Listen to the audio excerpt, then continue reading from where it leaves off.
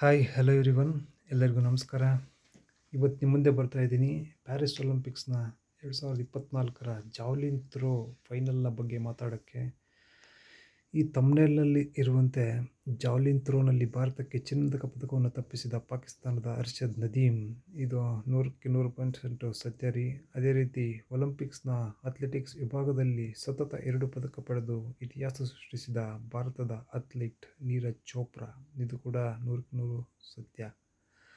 ಇದಕ್ಕೂ ಮುಂಚೆ ನಮ್ಮ ಭಾರತದ 140 ಕೋಟಿ ಜನಸಂಖ್ಯೆ ಏನು ಕಾಯ್ತಾ ಇದ್ರು ಭಾರತಕ್ಕೆ ಈ ಅಥ್ಲೆಟಿಕ್ ವಿಭಾಗದಲ್ಲಾದರೂ ಒಂದು ಗೋಲ್ಡ್ ಮೆಡಲ್ನ ತಂದು ಕೊಡ್ತಾರೆ ಅಂತ ಭಾಳಷ್ಟು ಜನ ಕಾತುರದಿಂದ ಕಾಯ್ತಾಯಿದ್ರು. ಆದರೆ ಈ ಕನಸನ್ನು ನುಚ್ಚುನೂರು ಮಾಡಿಬಿಟ್ರು ಈ ಪಾಕಿಸ್ತಾನದ ಜಾವ್ಲಿನ್ ಥ್ರೋವರ್ ಅರ್ಷದ್ ನದೀಮ್. ಅದು ಅಂತಿಂತ ಥ್ರೋ ಅಲ್ಲ ರೀ. ಭಾರತದ ನೀರಜ್ ಚೋಪ್ರಾಗೂ ಅವ್ರಿಗೂ ಸುಮಾರು 3 ಮೀಟರ್ ಡಿಫ್ರೆನ್ಸು, ಏನು 0.5 ಅಲ್ಲ 0.2 ಅಲ್ಲ, ಸುಮಾರು 3 ಮೀಟರ್ ಡಿಫ್ರೆನ್ಸು. ಯಾರೂ ಎಕ್ಸ್ಪೆಕ್ಟೇ ಮಾಡಲಿಲ್ಲ. ಅರ್ಷದ್ ನದೀಮ್ಗೂ ಕೂಡ ನಾನು ಇಷ್ಟು ದೂರ ಎಸ್ತೀನಿ ಅಂತ ಕನಸು ಕಂಡಿರಲಿಲ್ಲ ಅನಿಸುತ್ತೆ. ಅವ್ರಿಗೆ ಒಂಥರ ಆಶ್ಚರ್ಯ ಆಗಿಬಿಟ್ಟಿತ್ತು. ಆ ರೇಂಜ್ಗೆ ಅವರು ಥ್ರೋ ಎಸೆದು ಭಾರತಕ್ಕೆ ಚಿನ್ನದ ಪದಕವನ್ನು ತಪ್ಪಿಸ್ಬಿಟ್ರು ಅಂತಲೇ ಹೇಳಬೇಕು. ಅಂದರೆ ಅವರು ಸೀಸನಲ್ಲಿ 90+ ಎಸೆದಿದ್ರು. ಬಟ್ ಈ ರೀಸೆಂಟಾಗಿ ಒಂದು 2 to 3 ಮಂತ್ಸನ್ನು ಕಂಪೇರ್ ಮಾಡಿದಾಗ ಅವರು ನೀರಜ್ ಚೋಪ್ರಾ ಕನ್ಸಿಸ್ಟೆಂಟಾಗಿ 90 ಮೀಟರ್ಸ್ ಅರೌಂಡ್ ಥ್ರೋ ಎಸಿತಾಯಿದ್ರು. ಆದರೆ Arshad Nadeem date may good date ಅಂತ ಹೇಳೋಕ್ಕಾಗಲ್ಲ. ಅವ್ರದ್ದು ಎಫರ್ಟ್ 100% ಇದ್ದೇ ಇರುತ್ತೆ. ಎನಿ ಟೈಮ್ ಒಂದೊಂದು ಥ್ರೋ ಆ ಥರ ಥ್ರೋ ಆಗ್ತವೆ. ಅದೇ ರೀತಿ ಅವರು 90+93%. ನಾವು ಅಥ್ಲೆಟ್ಸ್ ಬಗ್ಗೆ ನಾವು ಆ ಥರ ಮಾತಾಡಲೇಬಾರ್ದು.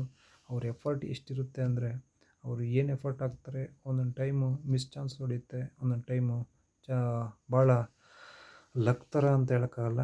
ಅವ್ರ ಎಫರ್ಟಿಗೆ ತಕ್ಕ ಪ್ರತಿಫಲ ಸಿಕ್ಕೇ ಸಿಗುತ್ತೆ. ಅವ್ರು ಏನು ಎಫರ್ಟ್ ಹಾಕಿರ್ತಾರೆ. ಅದೇ ರೀತಿ ಈ ಅರ್ಷದ್ ನದೀಮ್ ಅವರು ಏನು ಎಫರ್ಟ್ ಹಾಕಿದ್ರು ಅವಾಗಿಂದ ಅದಕ್ಕೆ ತಕ್ಕಂಗೆ ಈ ಪ್ರತಿಫಲ ಸಿಕ್ಕಿದೆ.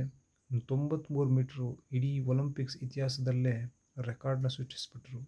ಒಲಿಂಪಿಕ್ನಲ್ಲೇ ಇತಿಹಾಸ ನಿರ್ಮಾಣ ಮಾಡಿಬಿಟ್ರು ಅವರು. ಅದೇ ರೀತಿ ಪಾಕಿಸ್ತಾನಕ್ಕೂ ಕೂಡ 32 ವರ್ಷದ ಬಳಿಕ ಒಂದು ಅಥ್ಲೆಟಿಕ್ಸ್ ವಿಭಾಗದಲ್ಲಿ ಒಂದು ಪದಕವನ್ನು ತಂದುಕೊಟ್ಟಂತಹ ಅರ್ಷದ್ ನದೀಮ್ಗೂ ಕೂಡ ಒಂದು ಇತಿಹಾಸನೇ ಸರಿ. ಎನಿವೇ, ಈ ಜಾವ್ಲಿನ್ ಥ್ರೋ ಅಲ್ಲಿ ಗೋಲ್ಡ್ ಮೆಡಲ್ನ ಅರ್ಷದ್ ನದೀಮು ಮತ್ತು ಸಿಲ್ವರ್ ಮೆಡಲ್ನ ನೀರಜ್ ಚೋಪ್ರಾ, ಅದೇ ರೀತಿ ಬ್ರೋನ್ಸ್ ಮೆಡಲ್ನ ಆಂಡರ್ಸನ್ ಪೀಟರ್ಸ್ ಅವರು ಪಡೆದುಕೊಂಡ್ರು. ಈ ಮೂವರಿಗೂ ಅಂದರೆ ಗೋಲ್ಡ್ ಮೆಡಲ್ಗೆ ಮತ್ತು ರಿಮೈನಿಂಗ್ 2 ಮೆಡಲ್ಸ್ಗೆ ಭಾಳ ಗ್ಯಾಪ್ ಇತ್ತು, 3 ಮೀಟರು. ಅದೇ ಈ ಸಿಲ್ವರ್ ಮೆಡಲ್ಗೂ ಮತ್ತು ಬ್ರೋನ್ಸ್ ಮೆಡಲ್ಗೂ ಜಾಸ್ತಿ ಡಿಫ್ರೆನ್ಸ್ ಏನಿರಲಿಲ್ಲ, ಬರೀ 1 ಮೀಟರ್ ಡಿಫ್ರೆನ್ಸಸ್ ಅಷ್ಟೇ. ಬಟ್ ಜಾಸ್ತಿ ಕಾಂಪಿಟೇಷನ್ ಇತ್ತು ಈ ಬ್ರೋನ್ಸ್ ಮೆಡಲ್ಗೆ. ಅದು ಅಂತಿಂಥ ಕಾಂಪಿಟೇಷನ್ ಅಲ್ಲ.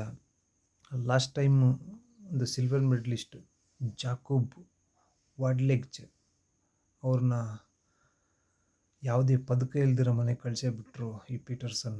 ಅದು ಎಷ್ಟು ಹೇಳ್ರಿ, 0.04 ಮೀಟರ್ಸಿಂದ ಮನೆಗೆ ಕಳಿಸಿದ್ರು. ಭಾಳ ಬೇಜಾರಾಯಿತು. ಅವರು ಸಖತ್ ಎಫರ್ಟ್ ಹಾಕಿದ್ರು. ಇವರು ಕೂಡ ಪೀಟರ್ಸನ್ ಕೂಡ ಅವ್ರದ್ದು ರೆಕಾರ್ಡು ಒಳ್ಳೆ ರೆಕಾರ್ಡ್ ಇದೆ. 90+ ಮೀಟ್ರ್ ಅವರು ಪರ್ಸ್ನಲಿ ಬೆಸ್ಟ್ ಎಸೆದಿದ್ದಾರೆ. ಎನಿವೇ, ಈ ಈ ಮೆಡಲ್ಸ್ ಗೆದ್ದಿರೋ ಮೂವರಿಗೂ ಕೂಡ ಕಂಗ್ರ್ಯಾಚುಲೇಷನ್ ಹೇಳೋಣ. ಇದ್ರ ಜೊತೆಗೆ ನೋಡ್ರಿ, ನಮ್ಮ ನೀರಜ್ ಚೋಪ್ರಾ ಸ್ಟಾರ್ಟಿಂಗ್ ಥ್ರೋ ಅಲ್ಲೇ ಫೋಲ್ ಮಾಡಿದರು. ಸೆಕೆಂಡ್ ಥ್ರೋ ಅವರು nearest seasonal best throw 89.45 metre ಎಸೆದು ಒಂದು ಮೆಡಲ್ನ ಕನ್ಫರ್ಮ್ ಮಾಡಿದ್ರು ಅಂತಲೇ ಹೇಳ್ಬೋದು. ಅದಾದಮೇಲೆ ಅವರು ನಿರೀಕ್ಷಿಸಿದಷ್ಟು ಥ್ರೋ ಎಸೆಯೋಕ್ಕಾಗಲಿಲ್ಲ.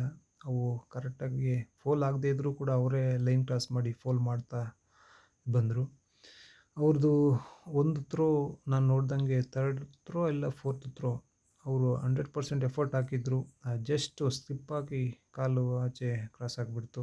ಅದು ಮೇ ಬಿ 90+ ಕ್ರಾಸ್ ಆಗ್ತಿತ್ತು ಅಂತ ಅನಿಸ್ತಿತ್ತು. ಆ ರೇಂಜ್ಗೆ ಥ್ರೋ ಎಸೆದಿದ್ರು. ಇಲ್ಲಿ ನೋಡಿ, ಅರ್ಷದ್ ನದೀಮ್ ಅವ್ರು ಕನ್ಸಿಸ್ಟೆಂಟಾಗಿ 92 ಮೀಟರ್ಸ್ 3 ಸಲ ಎದ್ದಿದ್ದಾರೆ. 2 ಸಲ 90+, 93 ಮೀಟರ್ಸ್ ಆ್ಯಂಡ್ 92 ಮೀಟರ್ಸು. ಅದ್ರ ಜೊತೆಗೆ 89 ಭಾಳ ಅವರು ಭಾಳ ಎಫರ್ಟ್ ಹಾಕಿದ್ದಾರೆ. ಮೆಚ್ಚಲೇಬೇಕು ಅವರ ಎಫರ್ಟ್ನ. ಅದೇ ರೀತಿ ಜೂಲಿಯನ್ ವೆಬ್ಬರು, ಜಾಕೋಬು ಭಾಳ ಎಫರ್ಟ್ ಹಾಕಿದ್ರು. ಅವರು ನಿಯರೆಸ್ಟ್ ನೋಡಿರಿ 88, 88.5, 87.72 ಈ ಥರ ಭಾಳ ಹತ್ರ ಭಾಳ ಕಾಂಪಿಟೇಷನ್ ಇತ್ತು.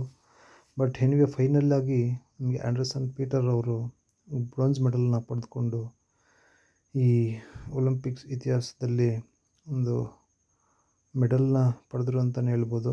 ಎನಿವೆ ಅದ್ರ ಬಗ್ಗೆ ನಂಗೆ ಕನ್ಫರ್ಮ್ ಇಲ್ಲ. ಒಟ್ಟಿನಲ್ಲಿ ಒಲಿಂಪಿಕ್ಸ್ನಲ್ಲಿ ಮೆಡಲ್ ಪಡೆದ್ರು. ಓಕೆ, ಈ ಪ್ಯಾರಿಸ್ ಒಲಿಂಪಿಕ್ಸ್ನಲ್ಲಿ ಇತಿಹಾಸ ನಿರ್ಮಿಸಿದ್ದಂದರೆ ಹರ್ಷದ್ ನದೀಮ್.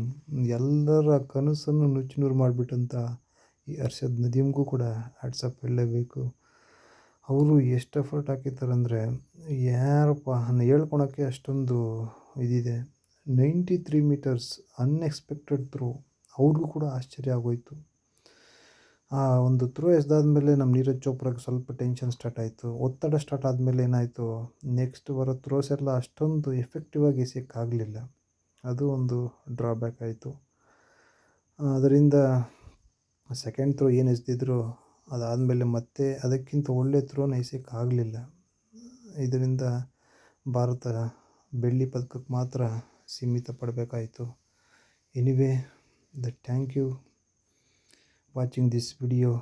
ಈ ವಿಡಿಯೋ ನಿಮಗೆ ಇಷ್ಟ ಆಗಿದರೆ ಲೈಕ್ ಮಾಡಿ, ಅದೇ ರೀತಿ ಶೇರ್ ಮಾಡಿ. Thank you all.